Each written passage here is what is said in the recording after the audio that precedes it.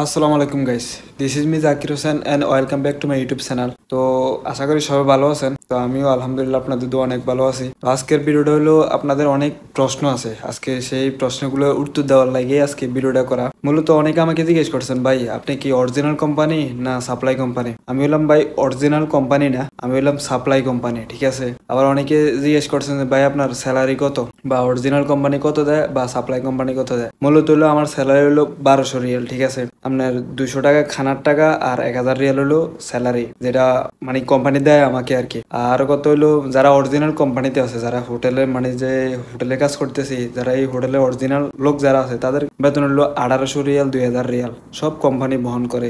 আপনার 2 বছর পরে আপ ডাউন টিকিট দেয় সব কোম্পানি। অনেকে প্রশ্ন করছেন ভাই আপনার কি ইকামা নিজের না কোম্পানি করে দেয়? তো যেহেতু সাপ্লাই কোম্পানি ভাই, সব সাপ্লাই কোম্পানি কিন্তু ইকামা কোম্পানি করে দেয়, সাপ্লাই কোম্পানি করে দেয়। এবং কি যারা হোটেলে কাজ করে তাদের ইকামাও কোম্পানি মানে যে হোটেলে তারা করে দেয় আর কি, মানে নিজে করা লাগে না আর কি, এই আর কি অবস্থা। আর হাউসকিপিং এর ভাই অনেক কাজ আছে। আমাদের অনেকে জিজ্ঞেস করছেন ভাই কাজের কি এক্সপিরিয়েন্স লাগে বা হ্যান ত্যান, মানে অনেক কথা আছে। তো আমি বলবো যে ভাই কাজের এক্সপিরিয়েন্স আমারও ছিল না, ঠিক আছে। আমি প্রথম ধরেন না 1 সপ্তাহ কাজ করছিলাম, কাজ করার পরে মানে দেখছে যে হেরা যে আমার কাজ হ্যাঁ মোটামুটি ঠিক আছে, সব ঠিক আছে। আর টুকটাক ইংরেজি জানার লাগে, আরবি না জানলেও সমস্যা নাই, ইংরেজিটা টুকটাক জানলে হইব। আর আরবি তো সবাই অস্থিরে আইলে শিখে যাবেন, 1 বছর 1.5 বছর গেলে সব আরবি শিখে যাবেন। আর কত হলো ভাই সাপ্লাই কোম্পানি আছে, ভালো খারাপ সব জায়গাতে আছে। যেরকম আমার যে কোম্পানি, আমার বলার আগেই আপনার মানে ইকামা যে সময় টাইম হবে, ইকামার টাইম হইলে আমি বলার আগে আমার ইকামা করে লাই। আবার অনেক সাপ্লাই শুনছি যে 2 মাস 3 মাস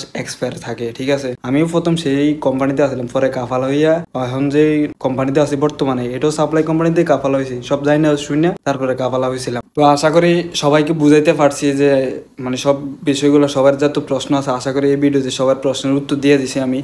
তো ভাই আসবেন, যেহেতু সবকিছু যাই না শুনে আসাই ভালো, কারণ দালালে অনেক কথা কয় ভাই।